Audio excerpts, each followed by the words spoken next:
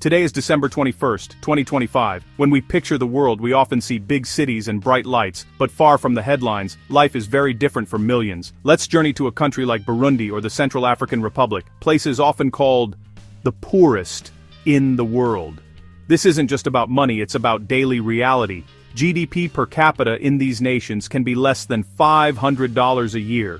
That number means real challenges, not enough for schools, hospitals, or even food and clean water. But to truly understand, we must look beyond statistics. We need to see the faces, hear the stories, and recognize the strength that endures. People here survive, help each other, and dream of a better future for their children. Their lives are hard but also full of moments of joy and community. This journey is about seeing the full picture, not just poverty, but humanity. Let's step away from our busy lives and travel, through these words, to a village where the sun and moon are the main sources of light. Meet the people who walk miles for water or to sell goods at the market. Learn about their challenges and their hopes. This isn't about pity. It's about opening our eyes and hearts. The world is bigger and more complex than we imagine. This is a journey worth taking. Imagine waking up before sunrise in total darkness. No light switch, no electricity. For most families in the world's poorest countries, this is daily life. The power grid doesn't reach the villages. Electricity is a rare luxury. The day begins with a rooster's crow and the faint glow of a kerosene lamp, if they're lucky. Without electricity, children must finish homework before sunset, and shops close when darkness falls. No refrigerators mean food must be cooked and eaten the same day. Life follows the sun, not the clock. Homes are simple. A single room, a straw mat for a bed, a few pots and maybe a plastic bucket. Every object is essential, used until it falls apart. Even charging a phone can mean a long walk to a town, with a generator, and paying a fee. What we see as basic needs are difficult, expensive tasks here. Their world is built on making do with very little. The absence of basic comforts shapes every part of daily life. When darkness falls, the village grows quiet. Another day lived by the rhythm of the sun. This is the reality for millions. In wealthier countries, we debate cars, buses, or trains. Here, walking is the main way to get anywhere. Children walk miles to school, women walk to fetch water, men walk to fields or markets. A bicycle is a rare treasure, transforming lives by making work and school more accessible. Even a used bike can cost months of income, so most travel is on foot. Roads are rough dirt tracks, often impassable in the rainy season. Cars are almost non-existent, except for the occasional aid vehicle. Isolation is a constant challenge. Emergencies can become crises simply because help is too far away. People adapt, carrying heavy loads and planning their lives around long journeys. For many, the village is their whole world. A trip to town is a major expedition. Moving from place to place is never simple. Work here doesn't mean offices or factories. Over 80% are subsistence farmers, growing just enough to feed their families. Their office is a small plot of land, worked from sunrise to sunset with simple tools. Success depends on the weather. A good harvest means survival. A bad one means hunger.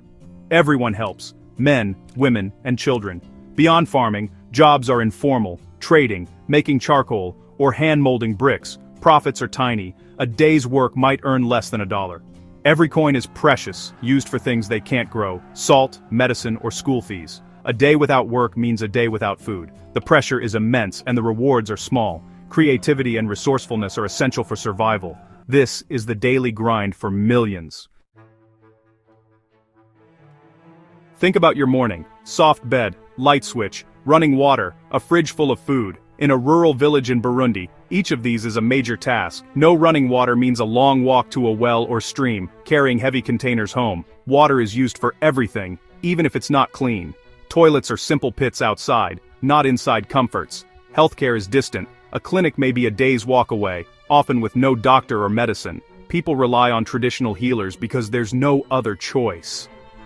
A simple infection can become life-threatening. Even information is scarce. No internet, just word of mouth or a battery-powered radio. News travels slowly. Isolation is real. Lack of access makes it hard to learn new skills or get health advice. The gap isn't just about money, it's about access to the basics of modern life.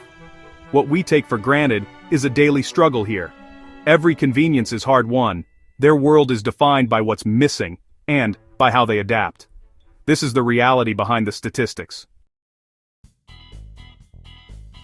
In a place with few possessions, people are the greatest wealth. Family is everything, often including grandparents, aunts, uncles, and cousins living close together. They share food, work, and childcare. Older children care for younger ones. Adults work side by side. Community is an extension of family. Neighbors help each other rebuild homes, share food, and celebrate or mourn together. The spirit of Ubuntu, I am because we are, is alive here. No one survives alone. Strength comes from connection. Orphans are taken in by relatives or neighbors, elders are cared for by the community. This collective responsibility is a powerful safety net. Life is lived outdoors, with constant social interaction. Children play together, inventing games from sticks and stones. Laughter and conversation fill the air, fighting off loneliness. The richness of social life stands in stark contrast to material poverty. Here, wealth is measured in relationships, not possessions. Community is survival and joy. This is the heart of village life. Even in hardship, hope thrives. Dreams here are practical but profound. A mother wants enough food for her children. A child dreams of going to school. Education is seen as the path to a better life. Children aspire to be teachers, nurses, or mechanics. They study hard, often sharing a single pencil in crowded classrooms. Many dream of moving to the city, seeking opportunity, though reality there is often harsh. Still, hope for progress keeps them going. A farmer might dream of buying a cow for milk and security.